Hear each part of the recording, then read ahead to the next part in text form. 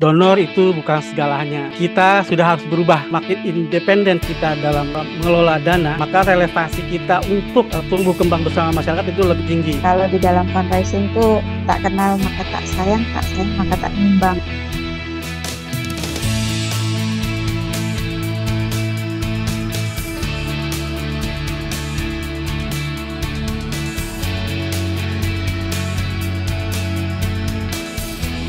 Oke, selamat siang teman-teman semuanya.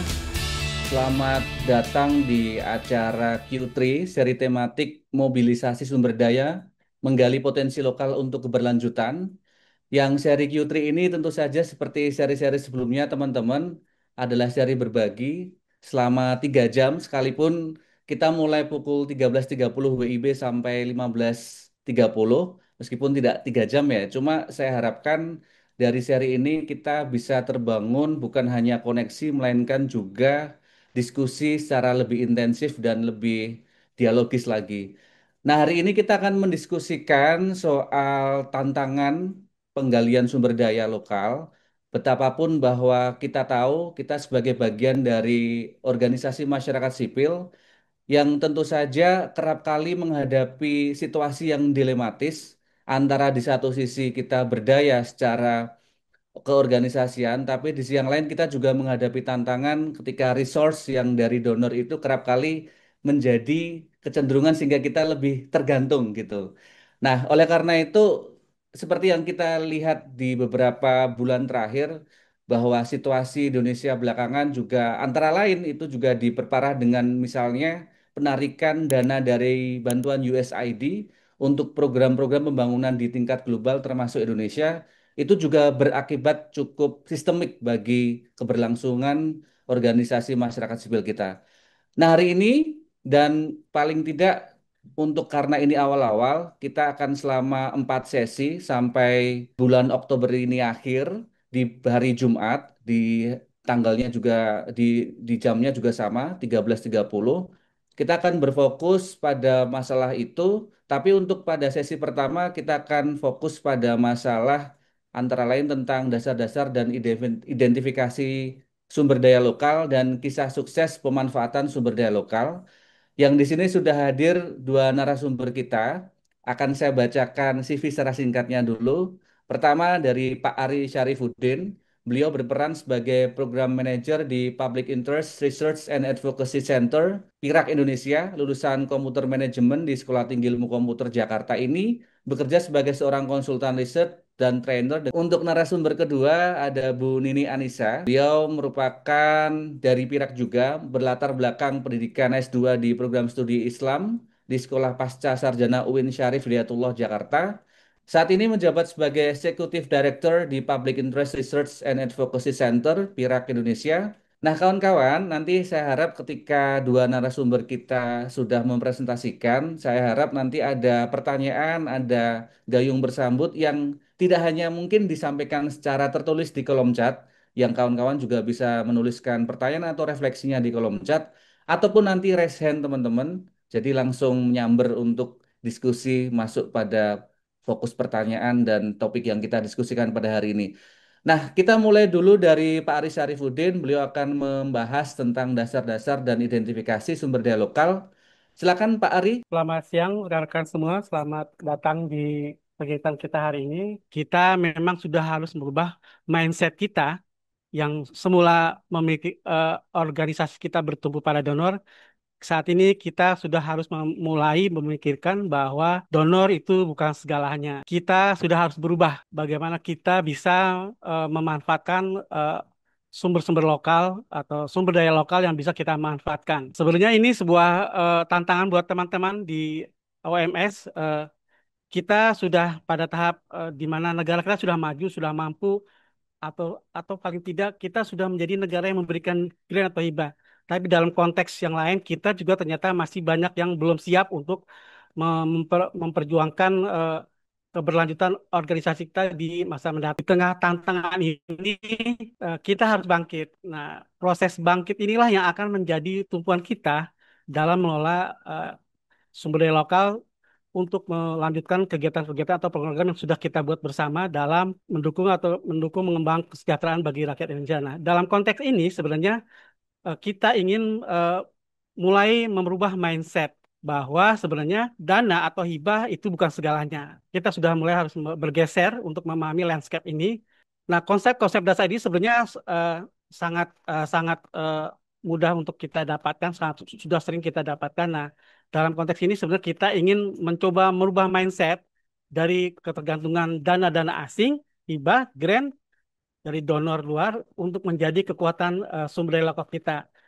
Kita bisa memanfaatkan secara definisi potensi-potensi yang ada di sekitar kita, di komunitas-komunitas kita, dengan prinsip bahwa semakin dekat, semakin mudah kita manfaatkan, dan semakin mudah kita membuat proses-proses pemanfaatan sumber daya lokal ini secara partisipatif.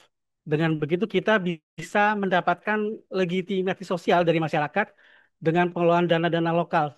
Sehingga masyarakat juga tahu bahwa keswadayaan kita, keswadanaan kita dalam mengelola dana-dana lokal ini akan menjadi legitimasi ke depan sehingga eh, narasi-narasi kecurigaan donor-donor asing ataupun bantuan-bantuan asing itu sudah mulai pudar jika kita bisa mengoptimalisasikan sumber daya lokal. Makin independen kita dalam mengelola dana, maka relevansi kita untuk tumbuh kembang bersama masyarakat itu lebih tinggi. Nah, yang menarik dari pengelolaan sumber daya lokal ini adalah kita akan tumbuh bersama kolaborasi. Di Jakarta, di lembaga-lembaga filantropi, kolaborasi itu sudah jauh bergema sampai tingkat yang sangat membanggakan lah.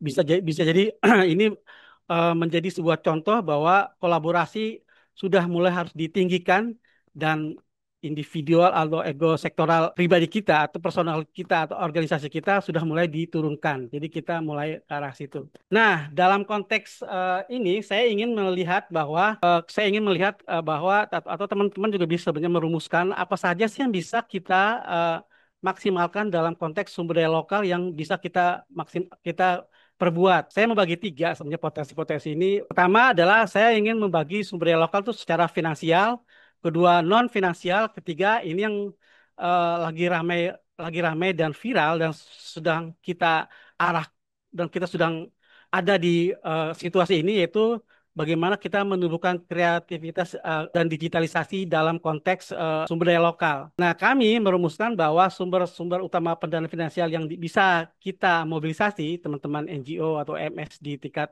lokal itu bisa kita mulai dari misalnya donasi individu. Ini dalam konteks sumber daya lokal ya. Banyak kelas menengah yang sudah tumbuh yang dalam konteks ini bisa berlebihan secara uang finansial bisa dalam uang tunai misalnya.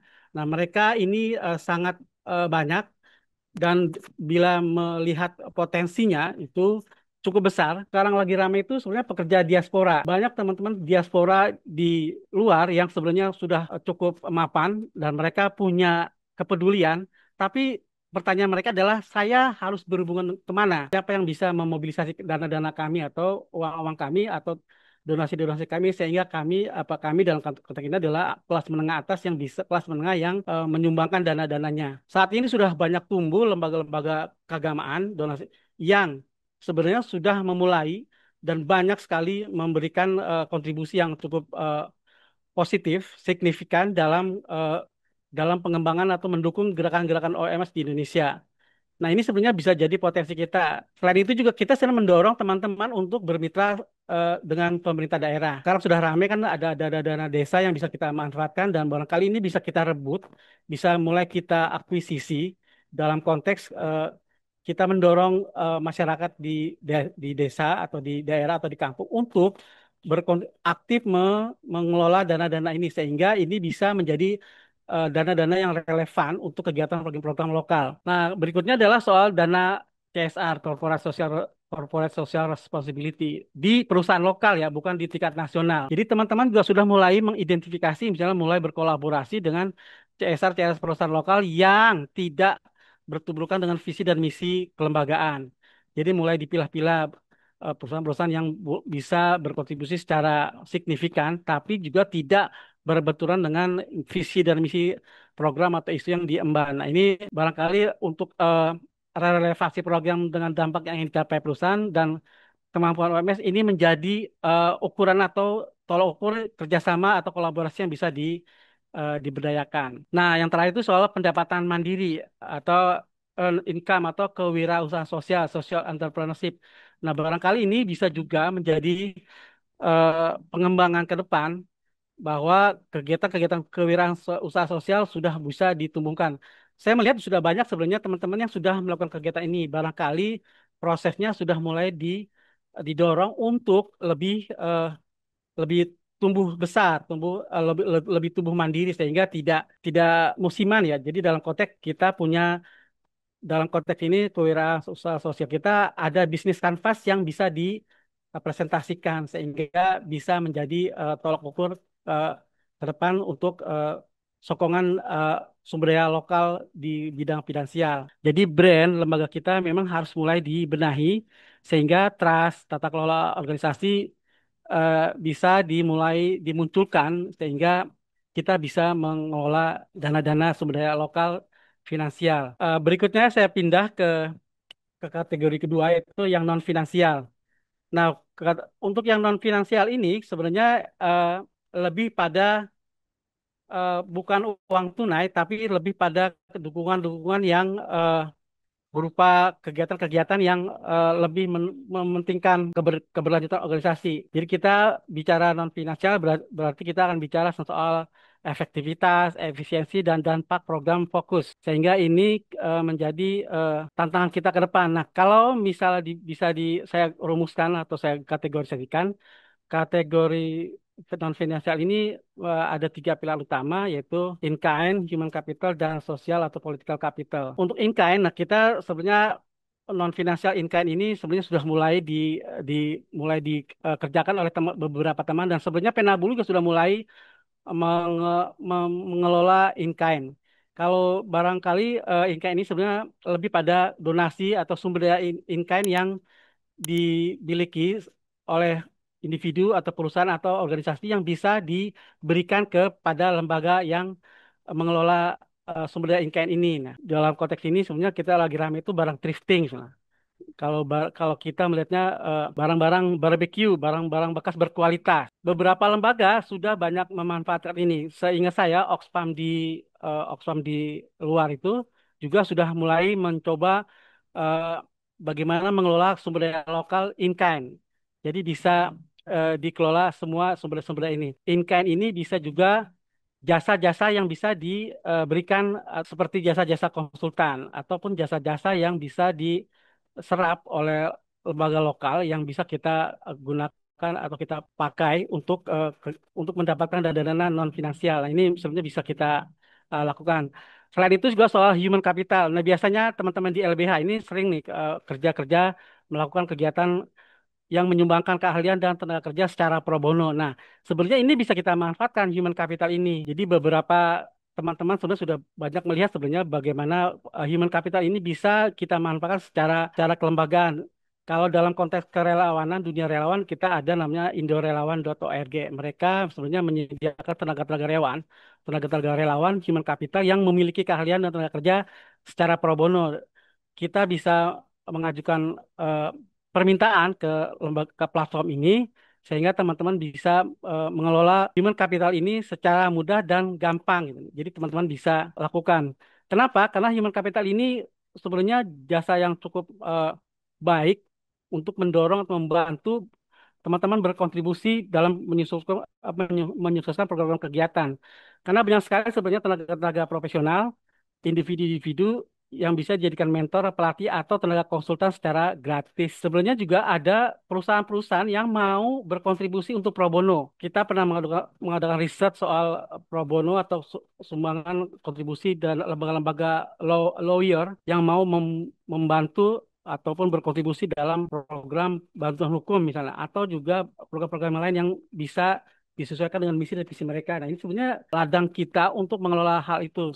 Jadi teman-teman bisa identifikasi nanti human capital ini di tingkat lokal. Nah, ini yang agak sulit soal non finansial itu sosial dan political capital, jaringan dan dukungan pengaruh. Nah, jaringan dan dukungan yang sangat berpengaruh ini sebenarnya sangat luar biasa. Ini bisa menjadi legitimasi, acceptable program, terus juga mungkin dalam kegiatan-kegiatan advokasi kebijakan. Kita memang harus menguasai sumber daya ini.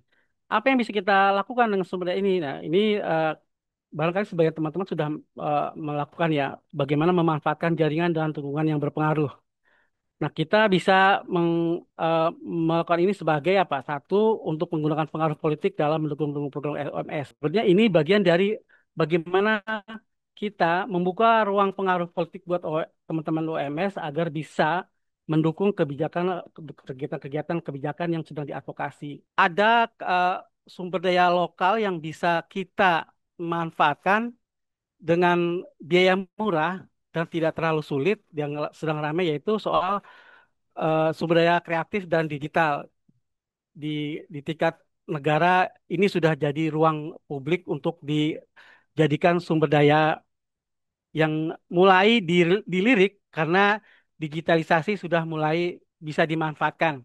Nah, saya berpikir bahwa saya merumuskan bahwa sumber daya ini barangkali bisa mulai direbut oleh teman-teman dalam konteks yang lebih sederhana dan tidak terlalu high tech gitu, tidak butuh biaya tinggi juga.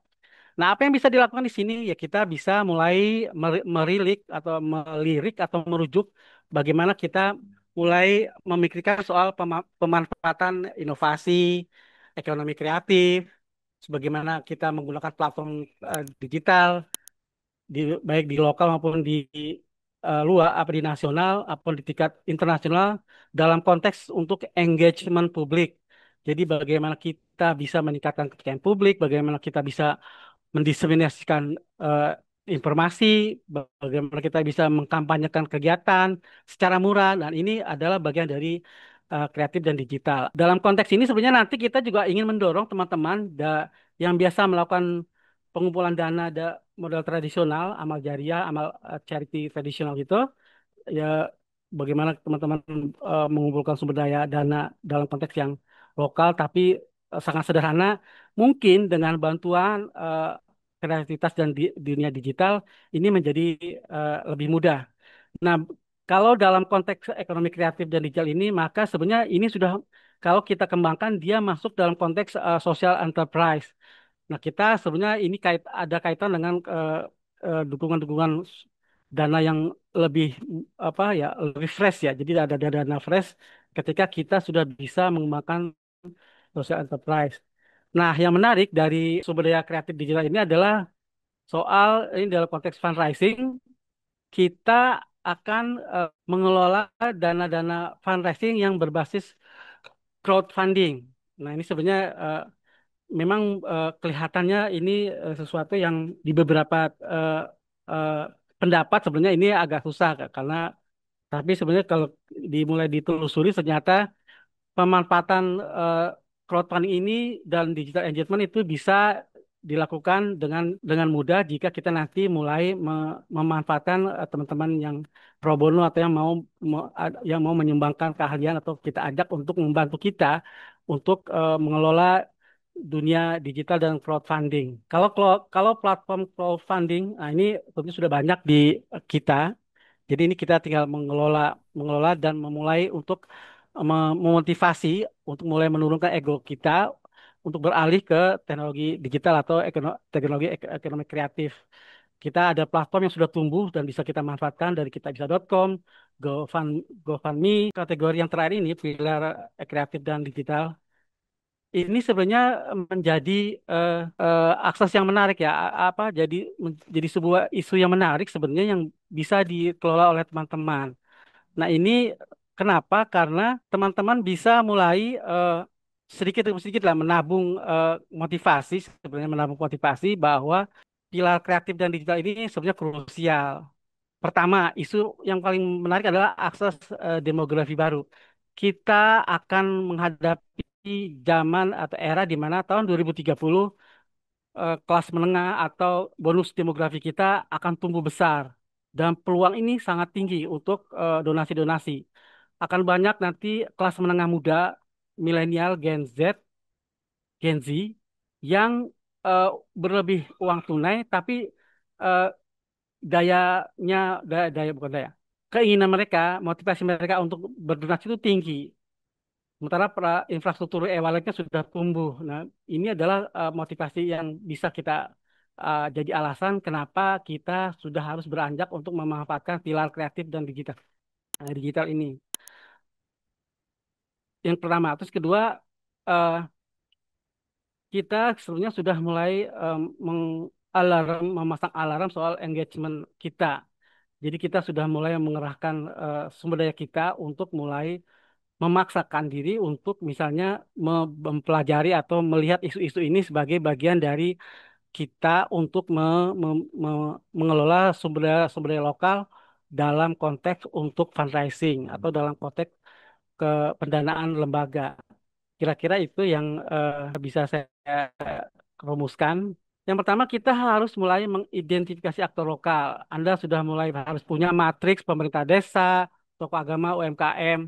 Jadi dalam konteks ini, saya merumuskan pemetaan potensi lokal ini sebagai social analysis atau social mapping atau stakeholder mapping lah sebenarnya.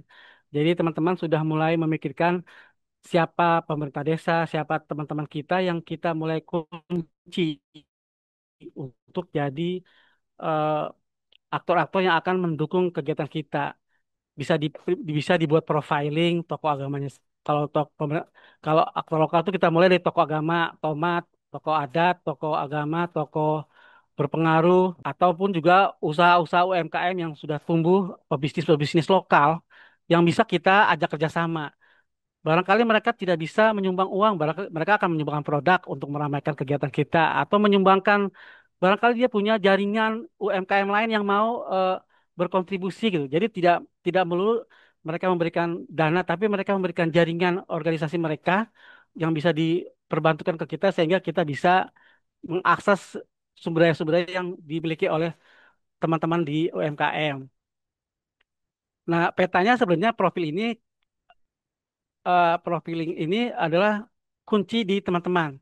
Jadi sudah mulai dibikin matriknya, kita mulai sudah memanfaatkan profiling ini bisa jadi ini semacam buku panduan kita dalam nanti memetakan eh, aktor-aktor lokal.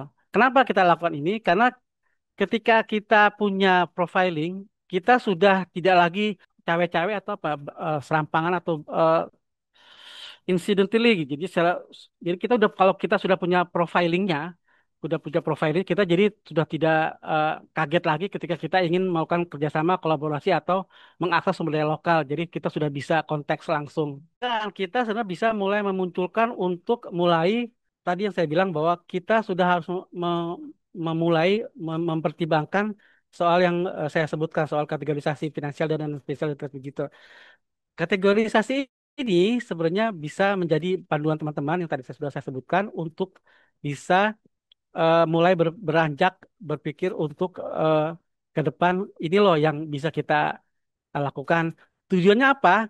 Kategorisasi yang saya kenalkan tadi itu untuk memastikan bahwa lembaga Anda, CSO atau MS, memiliki portofolio. Jadi Anda sudah mulai memiliki portofolio sumber yang beragam dan tidak hanya fokus pada dana atau dana atau uang ataupun sumber sumber cash lainnya gitu. Nah, ketiga soal ini ya kekuatan dan aksesibilitas untuk menilai seberapa mudah dan seberapa dampak dari sumber yang sudah kita bisa akses. Nah, selain itu juga soal aksesibilitas. Nah, aksesibilitas kita, apakah kita bisa menjangkau CSR di lokal? Sebagai contoh, kami pernah mencoba mengakses CSR di grup Kala di Jakarta, di Bekasi. Jadi kita membantu teman-teman di Bekasi, Bantar Gebang yang mau bekerja sama dengan perusahaan tersebut untuk mengembangkan ekonomi urban farming. Lalu kita pertemukan, kita kontak, siapkan, kita kirim proposal dan kita lihat bagaimana dia merespon itu. Ternyata sampai sampai di tahap ini aksesibilitas kita hanya sampai pada bisa mengirimkan proposal dan bernegosiasi. Karena proposal kita diterima, tapi dia tidak punya dana untuk di Bekasi. Kalau mau, maka mereka menyuruh kita di kirimkan di Jakarta atau di nasional di Makassar misalnya.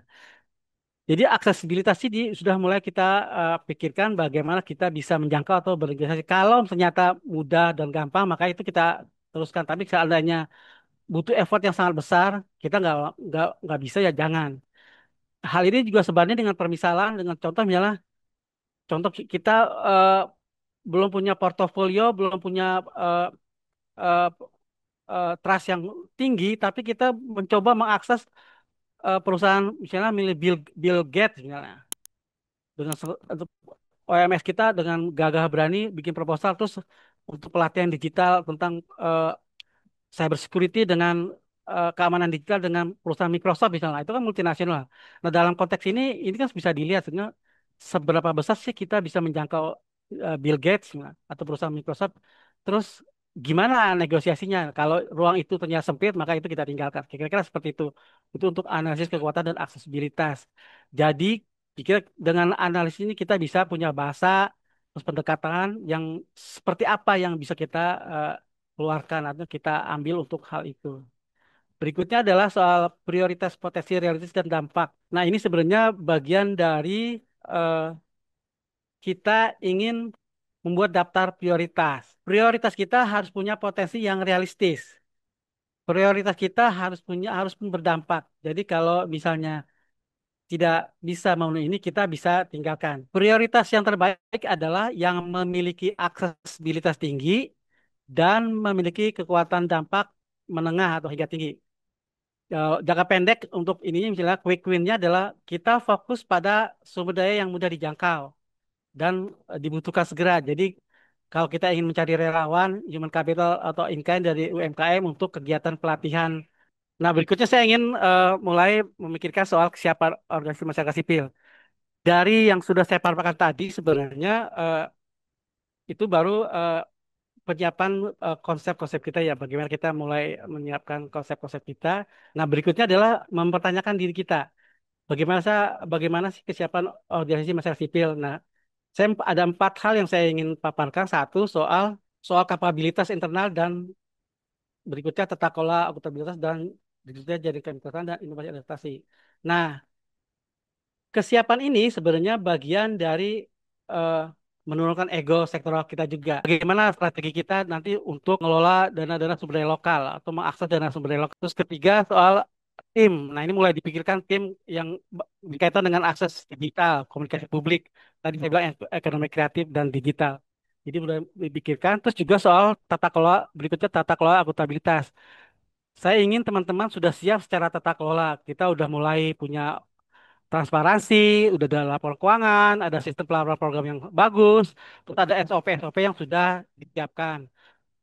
Berikutnya adalah jaringan dan kemitraan. Nah, kita juga harus ada eh, hal ini sebagai bagian dari kita ingin ada relasi lintas sektor dengan pemerintah daerah, dunia usaha, komunitas, akademisi dan media agar bisa menciptakan jaringan kemitraan yang lebih kondusif. Untuk inovasi dan adaptasi sebenarnya saya ingin teman-teman mulai membangun motivasi baru atau giat baru ataupun ide-ide baru dalam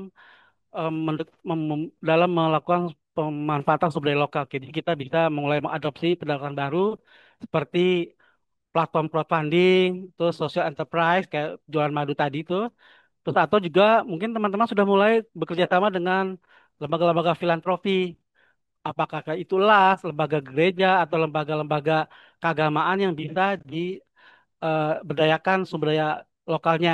Ini adalah hal mendesak. Kita ingin tumbuh 5 tahun ke depan bahwa OMS bisa bertahan dan punya ketahanan yang luar biasa.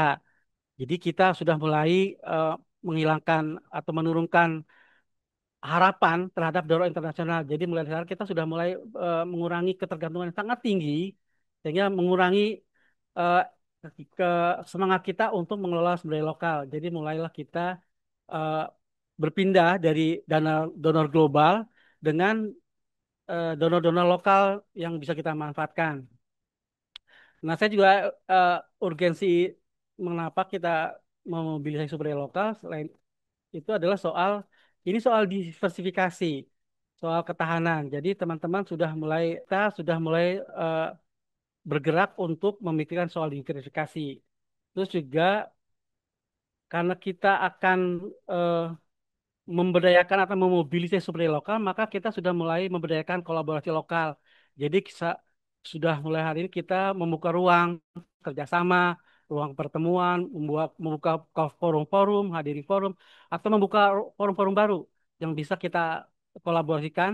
Kita mengundang berbagai instansi, pemerintah, sektor swasta, komunitas, jangan lupa perguruan tinggi negeri, akademisi, dan UMKM agar kita bisa berkolaborasi secara mandiri. Berikutnya adalah soal potensi dana lokal. Apakah, nah dalam konteks ini kita memobilisasi sumber daya lokal, sebenarnya kita kalau dalam konteks yang lebih ini sebetulnya sudah dijelaskan tadi ya, bagaimana kita memanfaatkan potensi dana lokal, ada Pemda, dana desa, APBD, terus program hibah, terus juga kalau sektor swasta, CSR dan kemitraan. Nah, kemitraannya bisa bisa share value. Terus juga komunitas dan individu ini nanti kita bicara soal donasi, iuran komunitas, zakat, dan dana-dana urunan keagamaan. Barangkali juga kita bisa mulai mengelola potensi lokal dari dukungan para alumni, misalnya alumni kegiatan atau juga jaringan diaspora yang minim itu sebenarnya jaringan diaspora. Saya berharap diaspora global ini dimanfaatkan karena ini potensinya luar biasa. Jadi kita bisa eh, eh, berdayakan kemampuan kemampuan sumber dayanya. Berikutnya adalah eh, bagaimana kita memetakan ini, ya, mengidentifikasi potensi dana lokal. Nah, tadi sudah saya sebutkan bagaimana kita melakukan pemetaan stakeholder lokal. Kita mulai itu dengan identifikasi.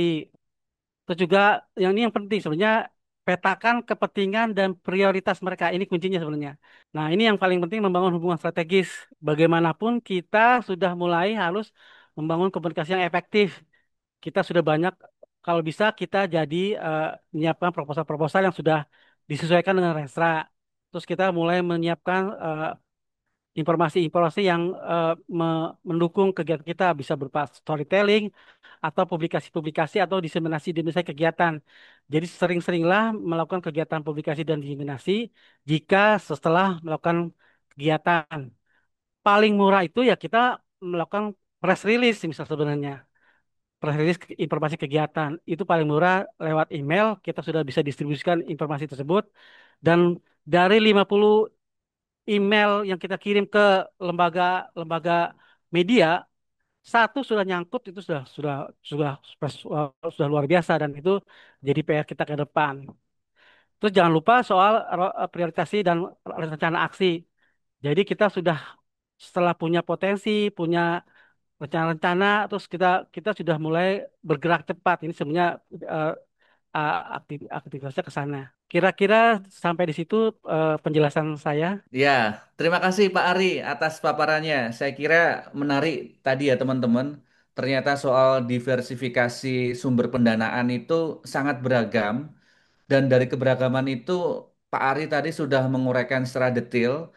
Dan kita akan lanjut diskusi berikutnya akan berfokus pada soal bagaimana praktik keberhasilannya. Mungkin juga nanti Bu Nini juga bisa bercerita dinamikanya, naik turunnya yang tentu saja itu bisa menjadi bagian dari proses ya Bu Nini ya. Tapi saya kira bisa masuk langsung saja Bu Nini untuk nyambung dari apa yang tadi sudah dipaparkan Pak Ari. Silakan Bu Nini. Selamat siang teman-teman semua dimanapun berada. Eh, aku bersyukur banget kita bisa eh, apa namanya bisa sharing ya di sesi ini yang dikelola oleh teman-teman di Penabulu ya. Terkait dengan apa yang ingin aku sampaikan, sebetulnya ini merupakan rangkaian dari diskusi yang akan kita lakukan bersama, memberi pembelajaran, saling belajar, dan memberi apa namanya support satu dengan yang lain.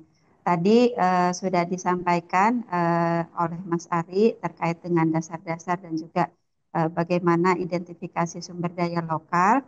Maka pada kesempatan ini izinkan saya sharing terkait dengan bagaimana kemudian praktek baik dan juga pembelajaran dari kisah sukses begitu ya, pemanfaatan sumber daya lokal yang kita ambil dari praktek-praktek yang sudah dilakukan oleh teman-teman OMS maupun lembaga-lembaga sosial lainnya. Pentingnya apa kita sebagai OMS dalam memanfaatkan potensi lokal, baik di tingkat desa, kabupaten, kota, kemudian juga mungkin bisa jadi lokal ini adalah nasional itu sendiri ya, dalam artian kita tidak atau kita menggunakan sumber daya dari negara kita begitu, tidak dengan apa dari negara lain.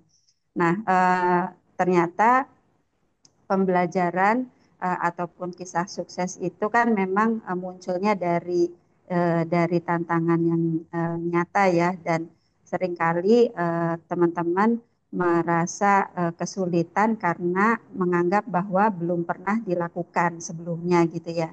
Nah, jadi ternyata untuk penggalangan sumber daya lokal ini sudah sangat banyak sekali apa praktek-praktek yang dilakukan oleh teman-teman OMS eh, maupun komunitas begitu ya.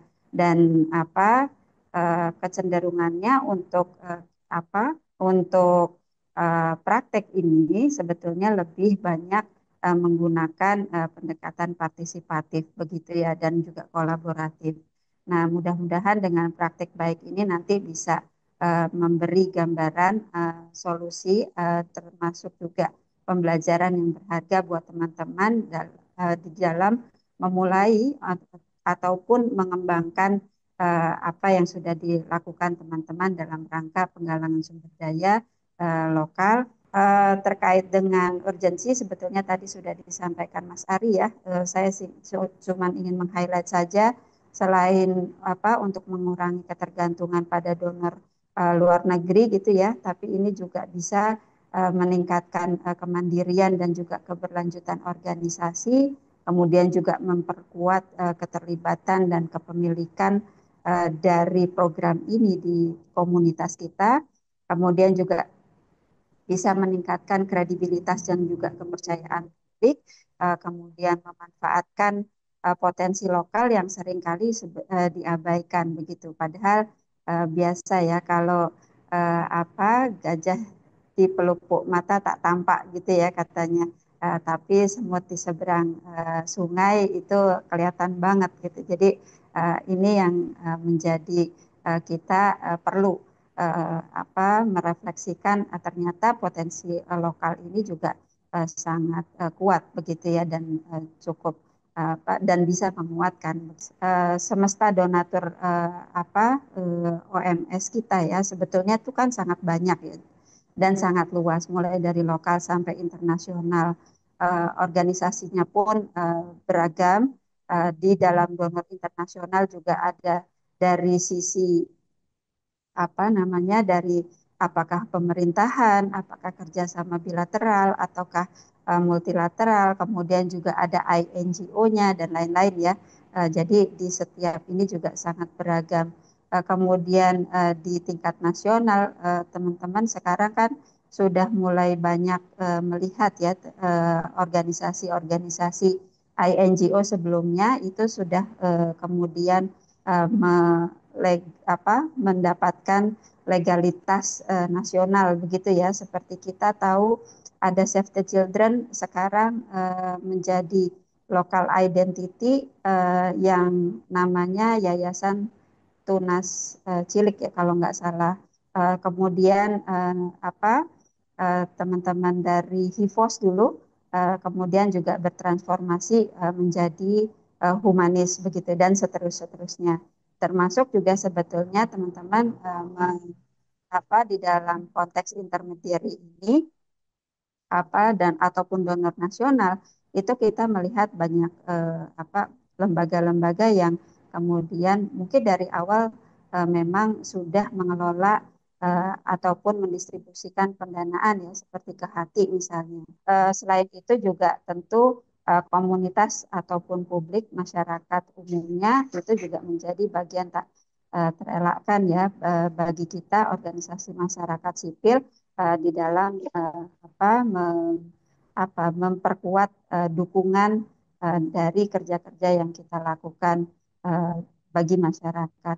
Kemudian ada juga pengembangan unit usaha. Jadi ternyata OMS ini dibolehkan untuk kemudian mengelola ataupun memiliki unit-unit usaha yang kemudian memberikan layanan, memberikan apa eh, memberikan layanan maupun memenuhi kebutuhan-kebutuhan dari masyarakat terkait dengan yang dikelola begitu ya, baik itu jasa maupun produk. Kemudian yang lain ada yayasan dan filantropi, kemudian juga eh, apa eh, selain yayasan dan filantropi baik itu berbasis lembaga amil zakat ya, keagamaan, Buddha Suci dan lain-lain, juga di antaranya adalah yayasan keluarga, yayasan perusahaan dan lain-lain. Nah, yang terakhir adalah pemerintah ya, baik ini di semua level mulai dari desa hingga pemerintah pusat. Mungkin kita akan melokalisir ya dalam hal ini yang lingkupnya hingga kabupaten, kota maupun provinsi. Nah, apa aja sih di sana sebetulnya potensinya? Kurang lebih kita bisa mengadaptasi dari semesta donatur tadi ya teman-teman. Hanya saja kita perlu mengkontekstualisasikan apa-apa ataupun sektor-sektor mana saja yang memang itu tersedia di tingkat kabupaten, kota maupun provinsi. Jadi kalau kita lihat di desa tingkat terkecil pemerintah itu ada dana desa, ada BUMDesnya juga begitu. Sementara di tingkat kabupaten kota itu di Pemda baik di UPTD dan di lembaga-lembaga yang ada di tingkat provinsi maupun daerah, tapi juga ada ternyata dari legislatif ya, seperti teman-teman tahu dana reses DPRD dan lain-lain. Kemudian potensi lain adalah pengusaha lokal, kemudian ada filantropi lokal, komunitas atau masyarakat, dan juga unit usaha lokal. Sebetulnya lembaga filantropi berbasis keagamaan ini ada di tingkat pusat maupun ada di tingkat wilayah dan daerah ya. Jadi kalau kita mengetahui seperti dompet duafa, rumah zakat, Lazismu, Basnas itu udah hampir mungkin di banyak provinsi itu sudah ada perwakilan begitu yang kemudian juga bekerja sama dengan teman-teman. Kemudian tapi juga di tingkat wilayah daerah itu juga ada juga ya yang memang dia sebagai apa organisasi berbasis keagamaan yang seperti Las Harpa ya. Las Harpa ini di Banten teman-teman di beberapa kota. Kemudian adalah Solo Peduli begitu ya. Dan ini menjadi sumber-sumber yang mungkin yang bisa dikerjasamakan dengan program-program yang dimiliki oleh teman-teman. Jadi mungkin perlu aware juga sama lembaga filantropi berbasis keagamaan atau LAS atau berbasis keagamaan lain ya, baik itu misalnya di kepasturan ataupun di PGI atau gereja misalnya, itu juga perlu teman-teman uh, aware dan juga mulai ngobrol begitu potensi-potensi kerjasamanya seperti apa. Tapi juga bahwa lembaga filantropi berbasis keagamaan ini juga memiliki jaringan ya, jaringan baik itu dari uh, apa uh, tempat ibadah mereka, kemudian juga relawannya begitu ya, dan mereka juga punya kecenderungan memiliki media atau publikasi yang bagus juga untuk kemudian bisa kita bersama-sama bekerja sama, termasuk juga komunitas dampingan. Nah, dari beberapa organisasi ini metodenya memang sebagian besar mereka dua ini ya, dua pendekatan baik offline maupun online.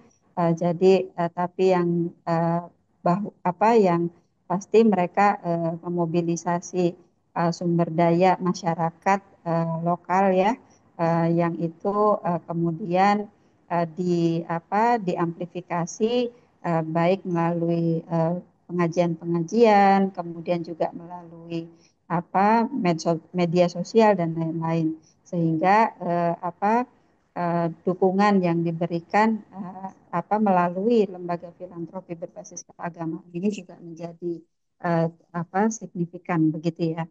Kemudian kita beranjak juga ingin belajar dari teman-teman yang tadi sempat saya singgung ya tentang transformasi beberapa organisasi yang kemudian bisa mengembangkan potensi sumber dayanya mereka begitu.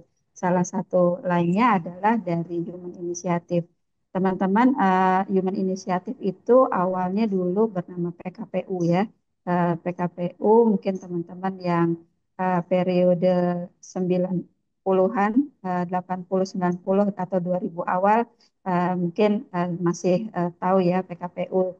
Mungkin untuk yang saat ini, jadi PKPU ini satu lembaga amil zakat ya. Jadi memang dia juga termasuk lembaga amil zakat yang target donaturnya itu spesifik begitu ya. Nah, tapi kemudian pada 2000 kurang lebih di 2000 sosial 2000 eh, belasan kalau nggak salah ya, Human Initiative ini kemudian PKPU bertransformasi menjadi Human Initiative di mana ya, mengakses ataupun menggalang dukungan dan juga perusahaan, tapi juga kemudian bertransformasi karena menambahkan dukungan melalui kemitraan dengan INGO juga begitu. Jadi ini transformasi dari LAS menjadi NGO. Kemudian teman-teman tadi Mas Ari sempat menyebutkan juga ya tentang diaspora.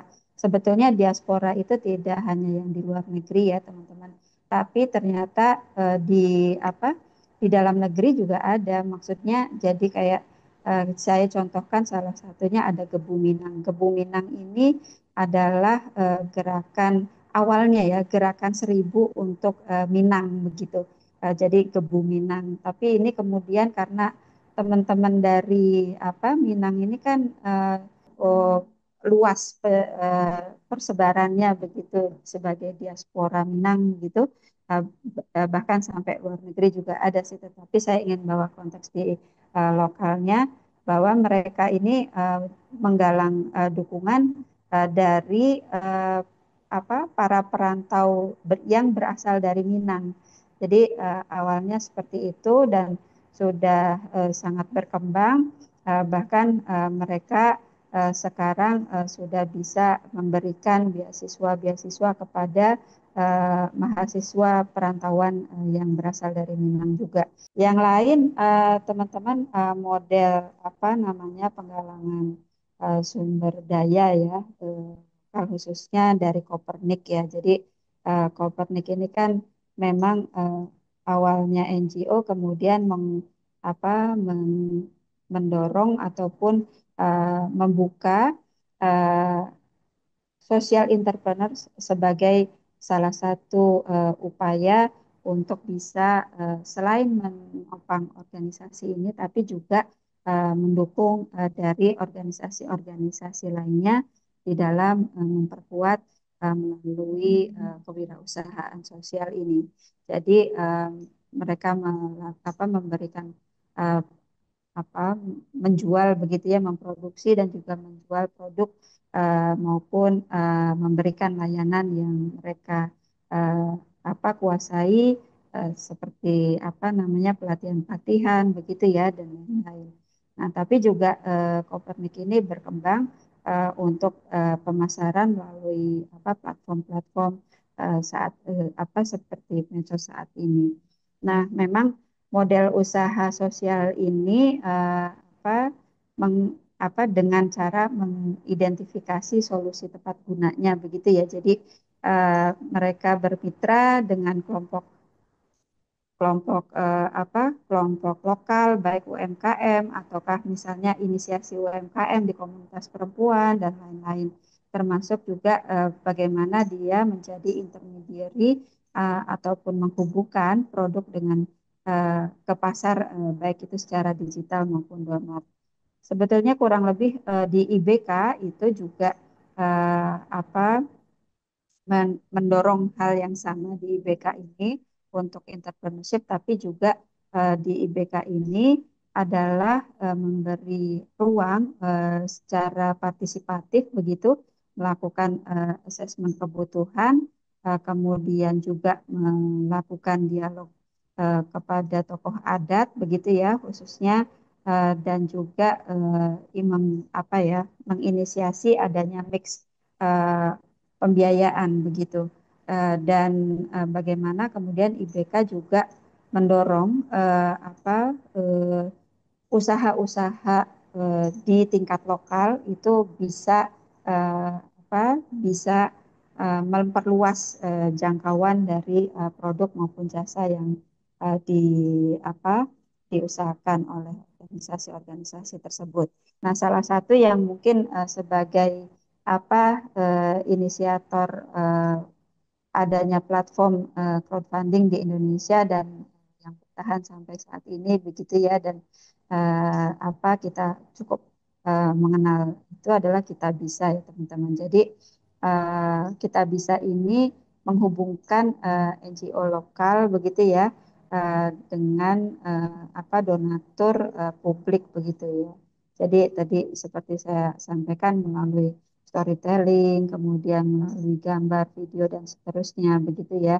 Dan memudahkan bagaimana para donatur itu untuk menyumbang ke program maupun ke organisasi yang sedang mencari dukungan begitu.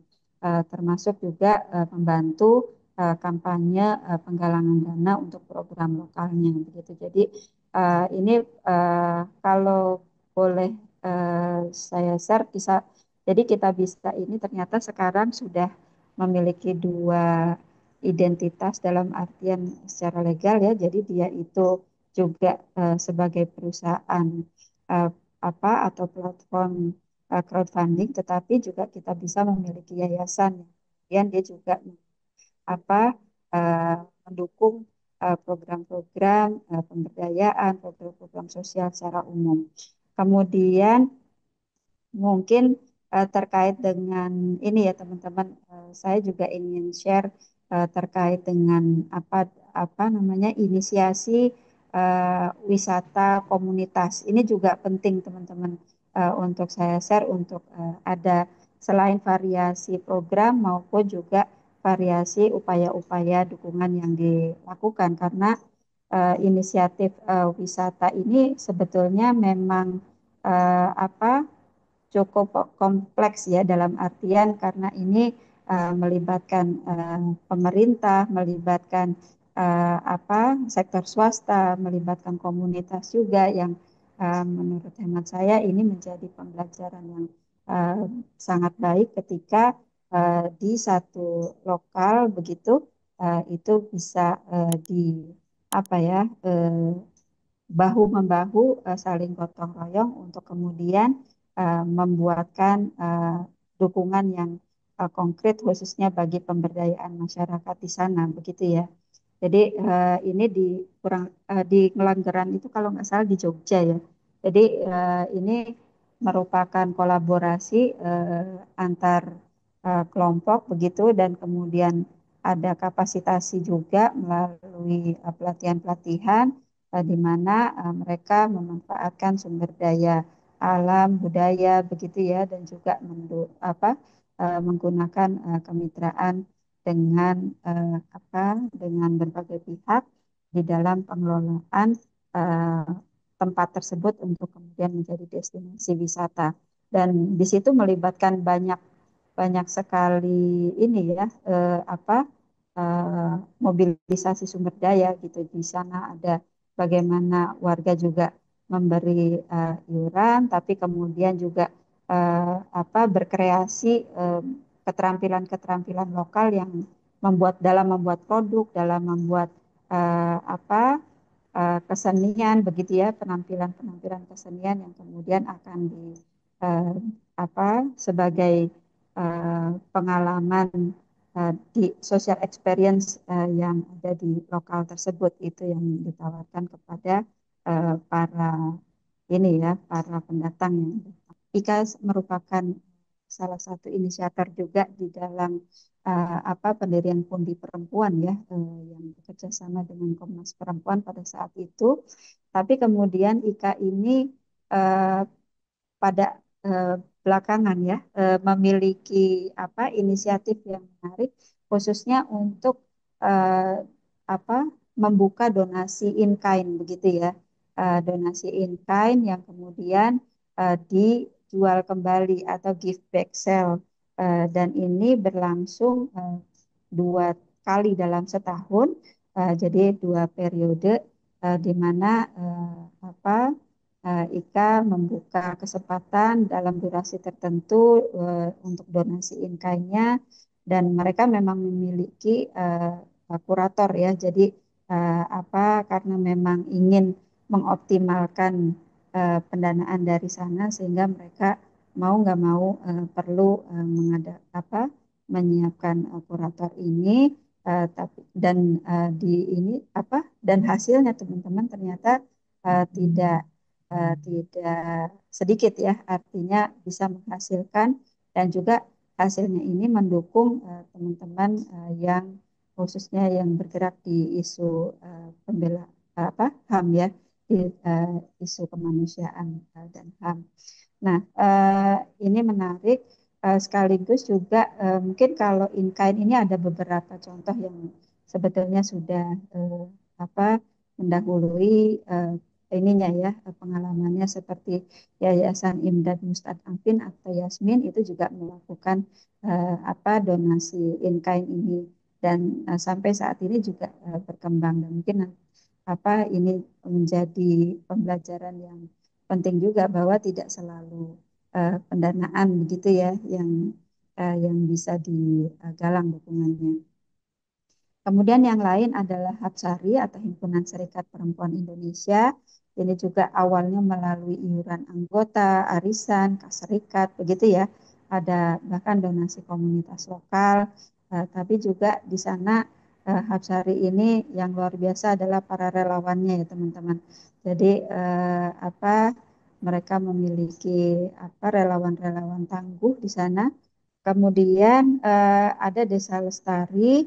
Nah, Desa Lestari ini memanfaatkan ini juga ya teman-teman, memanfaatkan eh, modal sumber daya yang ada di desa, kemudian juga bekerja sama dengan pemerintah gitu ya, saling beriringan dengan usaha BUMDes yang dilakukan. Jadi bisa dibilang Desa Lestari ini menjembatani masyarakat dengan pemerintah lokal begitu ya. Jadi ini menjadi salah satu pengalaman yang menurut saya penting juga untuk dilihat bagaimana kemudian Desa Lestari bisa memanfaatkan potensi-potensi khususnya yang ada di pemerintahan di desa begitu untuk kemudian mengoptimalkan masyarakat dan juga potensi yang ada di lokal di sana begitu. Jadi betul bahwa kesiapan untuk menggalang dukungan ataupun sumber daya lokal ini uh, kurang lebihnya adalah hampir sama dengan di dalam kita menggalang dukungan sumber daya secara umum ya teman-teman. Tetapi kita perlu juga mungkin melihat secara spesifik begitu. Bagaimana organisasi dan juga tata kelola organisasi ini betul-betul siap ya. Jadi secara umum donor eh, intermediary gitu ya eh, atau setidaknya donor nasional begitu mungkin juga internasional ya teman-teman bahwa secara tata kelola kita memang harus punya kesiapan di antaranya seperti struktur organisasi yang jelas ya jadi ini juga yang kita dorong pada saat PIRAK mendampingi teman-teman mendampingi teman-teman OMS di Indonesia Tengah dan Timur bahwa ada struktur organisasinya jelas. Jadi eh, bukan apa pengurus seringkali pengurus sama dengan direktur sama dengan eh, apa begitu ya atau communicator atau eksternal partnership misalnya. Jadi eh, itu berbeda orang. Apa yang perlu clear. Jadi tidak ada tumpang tindih jabatan yang dimiliki oleh satu orang di dalam satu organisasi. Kemudian sistem akuntabilitas dan transparansinya. Jadi paling tidak ada laporan keuangan meskipun sederhana tetapi bisa dipahami. Itu juga menjadi menjadi poin penting di dalam kesiapan kita untuk tata kelola organisasi ini. Kemudian ada SOP. Nah, SOP ini penting teman-teman karena bagaimanapun eh, tidak sedikit eh, donor ataupun organisasi lain itu ingin melihat kebijakan kita di dalam pengelolaannya seperti apa. Tapi juga termasuk di dalam SOP itu juga aturan yang apa khususnya untuk SOP penggalangan sumber daya ya. Kita apakah memang merencanakan semua strategi penggalangan sumber daya ataukah misalnya ada spesifik apa saja yang boleh dilakukan oleh organisasi kita terkait dengan penggalangan sumber daya. Terus termasuk etika juga. Siapa saja sih organisasi ataupun mitra yang bisa bekerja sama dengan organisasi kita. Nah, ini jangan sampai teman-teman sempat waktu itu ya ada yang kita menghadirkan perusahaan tapi organisasi eh, mitra organisasi OMS kita salah satu OMS itu tidak boleh bekerja sama dengan perusahaan A misalnya begitu. Nah, ini yang perlu cermat juga teman-teman. Jangan sampai itu menjadi ini ya menjadi bumerang buat kita ketika kita bekerja sama dengan mitra itu. Eh, jadi pastikan bahwa mitra yang kita galang dukungannya adalah memang mitra yang dibolehkan oleh organisasi kita begitu. Itu etika maupun kebijakan-kebijakan lain ya teman-teman mungkin bisa mengembangkan siapa yang boleh, siapa yang tidak boleh gitu ya diajak kerjasama. Kemudian misalnya apa sektor apa saja yang dibolehkan dan lain-lain. Kurang lebih seperti itu. Nah, kesiapan lain selain organisasi dan tata kelola itu juga SDM ya atau seberapa kapasitas penggalangan sumber daya yang dimiliki oleh organisasi ini. Kenapa kami tuliskan tim ya di sini ya tim fundraising. Ini sebetulnya lebih pada karena fundraising ini eh, bukan kerja individu teman-teman. Jadi ini perlu kolaborasi antara apa, dari program, dari kemudian juga dari pengambil kebijakan, termasuk juga dari keuangan. Nah, tim fundraising ini adalah bagaimana dia mengemas program yang akan ditawarkan, kemudian dengan apa eh, dengan dukungan eh, organisasi sebesar apa misalnya untuk fundraising gitu ya sehingga ini menjadi upaya yang konkret mengingatkan bahwa untuk fundraising tetap membutuhkan modal ya teman-teman ya seberapa besar atau kecil itu tergantung dari upaya yang ingin dilakukan oleh teman-teman. Kapasitas lain sebetulnya terkait dengan kemampuan komunikasi publik ya, bagaimana menarasikan ataupun mengkampanyekan program yang kita harapkan dukungannya dari mitra kita. Itu sangat penting. Kemudian juga kapasitas di dalam menggunakan alat ataupun platform-platform yang memudah yang saat ini berkembang ya ini juga menjadi bagian dari kapasitas dari teman-teman fundraising ya. Termasuk juga sebetulnya tadi sempat disampaikan bahwa selain untuk pemetaan, kemudian juga menentukan prioritas strateginya, cara-caranya, kemudian ya, dan juga bagaimana sih membuat proposal, bagaimana apa menyampaikan presentasi dengan baik gitu ya. Kemudian juga apa hal lain seperti misalnya nanti adalah membuatkan laporan berkala dan juga laporan terakhir misalnya untuk mitra dan ini menjadi kemampuan-kemampuan yang memang diperlukan. Yang terakhir terkait kesiapan ini adalah kesiapan untuk strategi dan inovasinya. Jadi kalau tadi sudah disampaikan ya bagaimana pemetaan potensi lokal, apakah kita men, apa, ingin mengakses finansialnya atau non finansialnya, ataukah kreatif digital atau aksesnya misalnya itu non finansial juga ya teman-teman. Itu kita perlu perlu apa perlu mengidentifikasi itu. Kemudian selain itu juga kreativitas dalam mengemas program.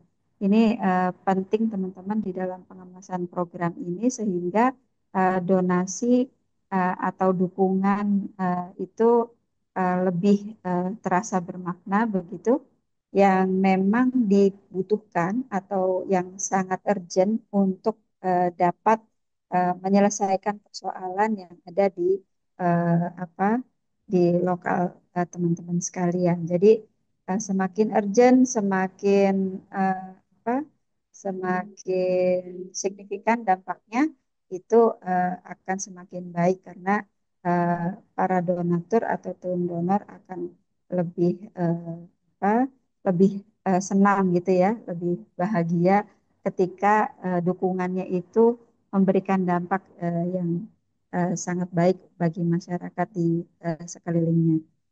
Oke, kesiapan strategi lain sebetulnya lebih pada bagaimana kita bisa mengadaptasi teknologi sederhana untuk memperluas jangkauan. Ini juga menjadi upaya kita gitu ya. Tadi apakah kita mau yang lokal atau lokal dalam artian tingkat desa saja kah atau kabupaten kota atau misalnya di provinsi atau nasional gitu ya itu apa sangat memudahkan jika kita mengadaptasi teknologi yang berkembang saat ini. Pada saat menawarkan program itu khususnya untuk ini ya, kadang ditanya sepele aja, punya profil nggak gitu ya, punya ada company profilnya nggak gitu, atau hal-hal yang memang dibutuhkan begitu ya, karena kalau di dalam fundraising tuh tak kenal maka tak sayang maka tak nyumbang. Kepemimpinan organisasi atau komunitas yang menggalang dukungan sumber daya ini juga menjadi eh, sangat krusial ya teman-teman. Karena bagaimanapun ini yang dilihat begitu ya oleh mitra maupun masyarakat begitu. Kemudian juga apa partisipasi masyarakat. Nah, ini semakin teman-teman apa eh, dekat dengan komunitas, dekat dengan masyarakat, semakin membuminya program kita yang dapat dirasakan oleh masyarakat itu juga akan apa ya memberikan kepercayaan dari masyarakat itu sendiri kepada organisasi kita gitu. Jadi bagaimanapun masyarakat menjadi konstituen utama dan itu yang justru bisa memperkuat dari organisasi kita juga gitu. Kemudian yang lain adalah dukungan jejaring dan mitra sehingga dukungan jejaring dan mitra itu bukan tiba-tiba karena jejaring mitra mendukung kita ya, tetapi bagaimana kerja-kerja kita, bagaimana program yang kita tawarkan atau yang yang sudah pernah menjadi program kita itu bisa membangun kepercayaan dari mitra begitu kepada organisasi kita. Itu itu apa ya menjadi kalau saya bilang dalam teori Bandul ya, jadi semakin banyak kita melakukan upaya-upaya berjejaring, kemudian mereka juga melihat bagaimana kinerja kita, maka akan semakin besar juga dukungan yang diberikan oleh mitra kita. Nah, kemudian yang keempat adalah inovasi. Jadi inovasi ini menjadi penting teman-teman karena nah, yang terakhir adalah transparansi dan akuntabilitas. Jadi di dalam penggalangan sumber daya memang transparansi dan akuntabilitas ini juga menjadi kunci ya teman-teman. Karena apa masyarakat melihat bagaimana kerja kita, bagaimana laporan yang kita sampaikan, begitu itu yang menjadi eh, apa ujung tombak trust dari para mitra, dari masyarakat, dari semua pihak terkait dengan apa kita dan juga organ apa dan apa yang kita kerjakan dengan adanya bantuan teknologi apa melalui Google kah atau AI gitu ya sekarang berkembang itu juga bisa dimungkinkan untuk kemudian kita memitigasi mengkapasitasi SDM di organisasi kita. Kemudian tantangan lain adalah misalnya hambatan akses modal nih ya. Akses modal ini sebetulnya terutama teman-teman yang ini ya, yang ingin me, apa, eh, memberikan dukungan terhadap komunitas di dalam pengembangan ekonomi misalnya gitu ya, atau pemberdayaan ekonomi. Nah, itu eh, seringkali sebetulnya sih ini ya terkadang sih. Jadi seringkalinya itu adalah yang muncul duluan itu kita nggak ada modal, kita nggak ada uangnya gitu ya dan seterusnya. Tetapi eh, ternyata hambatan modal ini eh, satu mungkin sebetulnya ya eh, di awal itu sudah blocking bahwa yang paling utama dalam pengembangan usaha itu adalah modal. Betul modal diperlukan, tetapi apakah misalnya SDM ini bisa melakukan apa eh, pengembangan ekonomi yang lebih eh, apa efisien misalnya. Itu juga menjadi ini ya teman-teman ya. Jadi maksud saya bahwa di dalam hambatan akses modal ini jangan jadikan sebagai blocking atau apa hambatan utama begitu. Tapi bagaimanapun kita perlu memitigasi itu. Apakah betul-betul modalnya itu sendiri yang maksudnya modal uang gitu ya, atau modal yang diperlukan tidak hanya uang gitu. Itu juga mesti cermat juga. Nah, ketika apa hambatan akses itu betul-betul adalah berupa uang begitu ya karena harus produksi dan seterusnya sementara bahannya adalah harus membeli begitu ya tidak bisa diproduksi sendiri maka teman-teman dalam memitigasi bisa bekerja sama dengan koperasi bisa bekerja sama dengan microfinance organization apa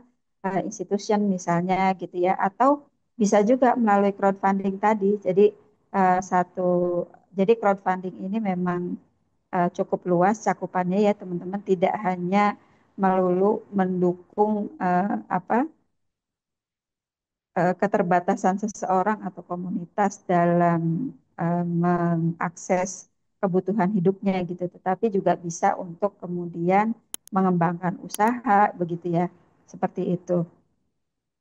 Kemudian yang ketiga tantangan yang biasanya ini ya muncul pasarnya terbatas nih. Jadi udah bisa produksi, udah bisa mengemas begitu ya dan bagus gitu ya. Tetapi ternyata pasarnya kurang bisa menyerap atau terbatas.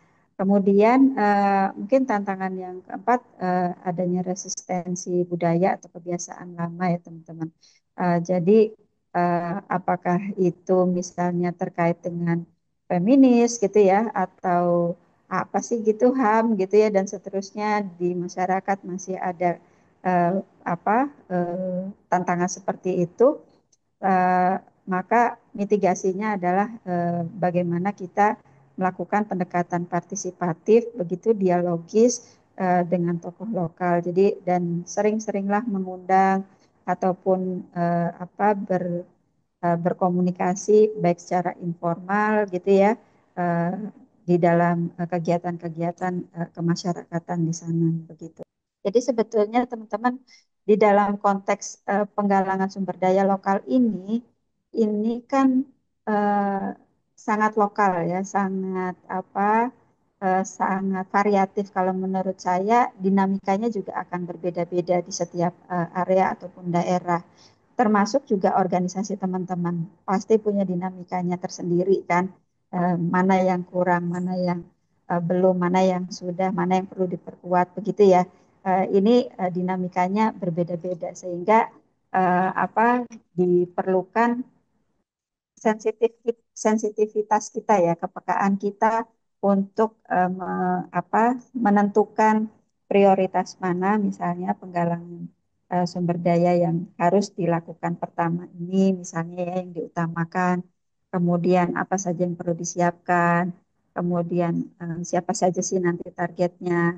Tapi juga jangan lupa tadi kesiapan-kesiapan di dalam organisasinya sendiri begitu ya. Itu menjadi penting karena misalnya kalau di apa di tingkat desa bisa jadi ya mungkin fokusnya pada bagaimana ini memanfaatkan sumber daya alam atau apa ke keguyuban dari masyarakat ini juga menjadi poin poin penting ya di dalam bagaimana kita memobilisasi sumber daya lokal ini. Termasuk kalau di wilayah urban, uh, tapi ini saya membedakan ini bukan untuk ini ya, bukan apa uh, mendisparitas dua kota maupun desa ya, tetapi ini berdasarkan kebiasaan. Tapi ini exchangeable ya teman-teman, bisa saling dipertukarkan. Mungkin bisa jadi di masyarakat di pedesaan itu juga kreativitas sangat tinggi, misalnya bisa jadi karena misalnya di satu komunitas tertentu ada yang memang dia apa komunitas ini sangat eh, punya atensi yang tinggi terhadap seni lokal misalnya. Ini juga bisa menjadi eh, menjadi sumber daya yang perlu didorong dioptimalkan. Hal lain adalah tentang kekuatan lokal ya. Jadi ketika kita bicara sumber daya lokal, maka sebetulnya kekuatan lokal itulah yang menjadi modal utama kita di mana apa, kita ini memberi pemahaman, memberi keterlibatan dari masyarakat itu eh, jadi modal utama kita gitu. Jadi dari, oleh, dan untuk masyarakat ini menjadi slogan yang menurut saya sangat tepat untuk kita memobilisasi sumber daya lokal gitu. Jadi sense of belonging ya, sense of belonging atau pride-ness-nya masyarakat itu juga bisa di apa ditopang ataupun kita support di situ sehingga ini menjadi modal utama sekaligus juga akan memberikan manfaat utama bagi mereka lagi gitu ya. Oke. Nah, tadi yang berikutnya adalah perlunya kepekaan ya dalam menangkap peluang teman-teman. Tadi beberapa aspek misalnya kenapa sih kok pro, eh, mungkin satu organisasi yang awalnya tidak tidak menggarap atau tidak mengerjakan isu A misalnya ya, isu pemberdayaan masyarakat, tapi kemudian dia karena memang peluangnya di sana gitu ya, dan kemudian ingin diseriusi, maka itu juga menjadi hal penting teman-teman. Bukannya oportunis ya, tetapi peluang ini adalah bagaimana kita ingin memberikan kemanfaatan bagi masyarakat sekitar kan. Ini kolaborasi lintas sektor ya teman-teman. Kolaborasi ini memang menjadi niscaya saat ini, selain untuk memperkuat ketahanan organisasi kita, tapi juga ini mendorong bagaimana memperkuat eh, apa kolaborasinya itu sendiri, sekaligus juga mengoptimalkan dampak yang akan kita peroleh dengan adanya kolaborasi itu, sehingga dan apa ya, ruang partisipasi kontribusi dari setiap pihak ini menjadi menjadi penting, sehingga membangun kebersamaan di dalam memenuhi kebutuhan-kebutuhan masyarakat secara umum, wilayahnya, dan juga memperkuat apa memberikan solusi bagi persoalan-persoalan yang dihadapi pada konteks program itu dijalankan gitu ya. Jadi karena kita tuh membuat program kan kalau nggak untuk memenuhi kebutuhan, tapi juga untuk menjawab ataupun eh, menjawab ataupun menyelesaikan persoalan yang ada begitu ya teman-teman ya. Jadi dengan kolaborasi itu diharapkan bisa menjawab tantangan yang tadi.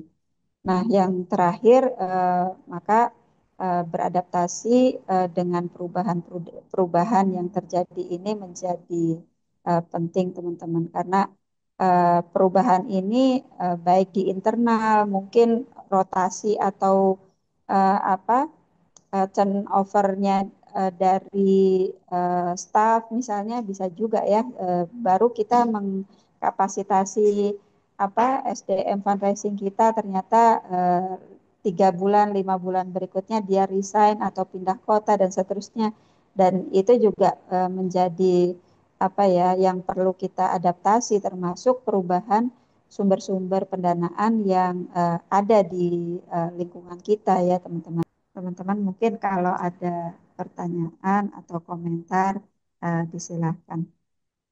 Silakan, Mas.